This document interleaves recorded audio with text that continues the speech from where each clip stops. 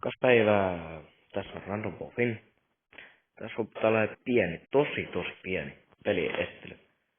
Jos löydätte tallatte peli, Submarine Simulator, ei koskaan kannata ladata. Mä näytän nyt tästä vähän esittelyä.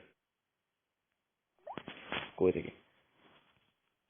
Täällä on tällainen Titanic pohjassa. Joo, mulle se vähän lakaa tää. Vielä vähän. Tästä on kuvausohjelmaa päällä. Tää on kännykällä. Niin ei kannata koskaan ladata, koska tää on niin feikki peli. Tässä on ohjaukset huonot. Tuolla paskat. Ja kuitenkin. Tuo on liian pieni järvi ja muuta. Tuo oli vaan tällainen pieni esittelyvideo.